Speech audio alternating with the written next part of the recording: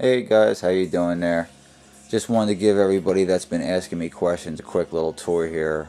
We've posted up some videos recently of our band playing some covers, and I've had a lot of people actually ask me questions on what kind of kit I'm playing on. So I thought I'd answer your questions by just doing a quick little video here. As you walk around, you can see definitely it's double bass. Give me a second, we'll walk around the entire kit.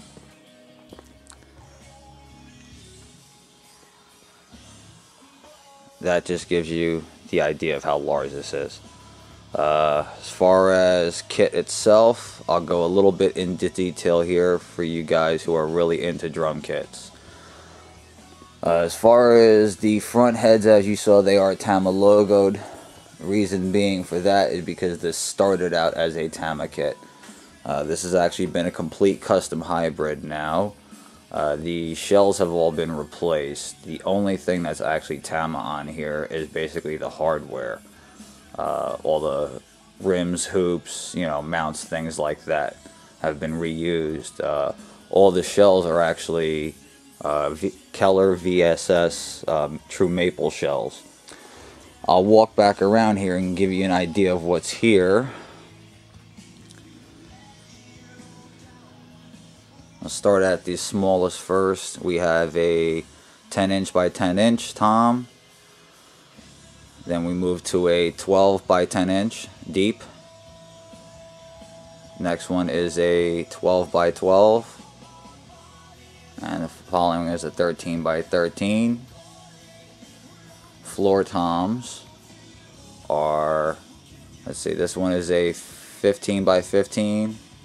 And this one actually was a custom done, was a 16 across the head by 18 deep. It's really low. Nice tone out of it. Bass drums are both match sized. Some guys go with different sizes. I actually like the match sized. They're both 18 by 22. 22 being across the size of the head. All the tom shells here that you see, all four of these are all, like I said, all maple. They are 6-ply. The Flr Toms are 8-ply, and both of the bass drums are 10-ply. The snare drum is actually a standard shape size. It's a 14 across the head by 6.5. Again, reusing the Tama hardware, but this is done a little bit custom, as you can see. It's a little bit different than what most people would have. It has upgraded snares, upgraded heads, everything you can think of, and this cool little diamond plate wrap that we had done on it. It looks really killer. The video camera doesn't pick up the quality of this. This looks really great outside on stage. In case you guys are interested in heads, all of my heads actually are... Come on, camera, focus in for me. There we go. Evans Hydrualic, as you can see. I don't have a contract with Evans, but I do support their heads. I use their heads religiously. And the hydraulics I found are usually the best sounding ones that you can have available. So, as you see, all the same heads. These are the hydraulic glass. Originally I had the black. I changed over to the clear because I just like seeing the shells themselves. I don't like blocking the shells out.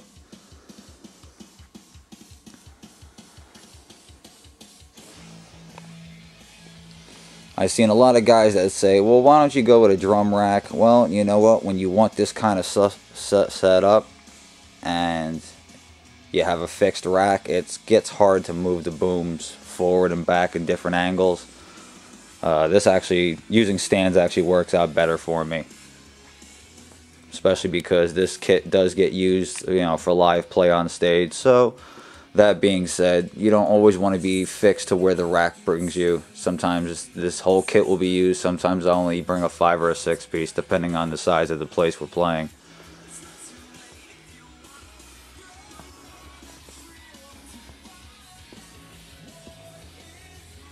In case any of you guys are wondering, as far as pedals, there's a pair of single HP 900 Iron Cobras down here. I also do have the double bass unit as well for when I'm playing and I don't want to bring both bass drums.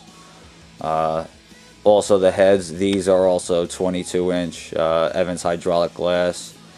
The kick pads that I'm using on my one side here, you can see the white there. That's actually the standard, you know, Remo kick pad that most people would use. Is the 4-inch unit. That is the, you know, standard white one that most people would get. I believe it's the Kevlar. On the other one, you really won't be able to see much of a dot there, and maybe the camera will pick it up. But there's one down there. I actually have the same size 4-inch, but the only difference is this one is the carbon fiber. That's why it's so black. I found that the tone difference is phenomenal. It gives you a little bit of difference in your double bass. Really brings it out, and people can hear that you're running 2 different bass drums. So hopefully everybody's enjoying this. I'll move along to cymbals really quickly because I don't want to take up too much time here. As you can see, I am running 2 different ride cymbals. The brass one on the left is an 18-inch Planet Z. It's just, you know, something I just crashed the crap out of. The silverish looking one that you're seeing here is a ZXT titanium 22-inch.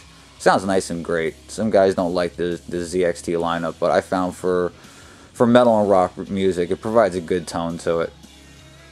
China there you see is a 17-inch Wuhan, just something I picked up off of eBay cheap, nothing special.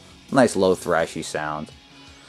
That's a 17-inch Zildjian ZXT bronze. That, even though it's dirty as crap, you can't really see what it is. That is a B8 Pro 17-inch Sabian. As you can tell, it's quite old. These are basically my practice cymbals. This is also a B8 Pro, it's a little 14-inch. That's a B8 Pro. See if I can get the logo in for you. I might be able to. You might be able to see it there. That's the 16-inch.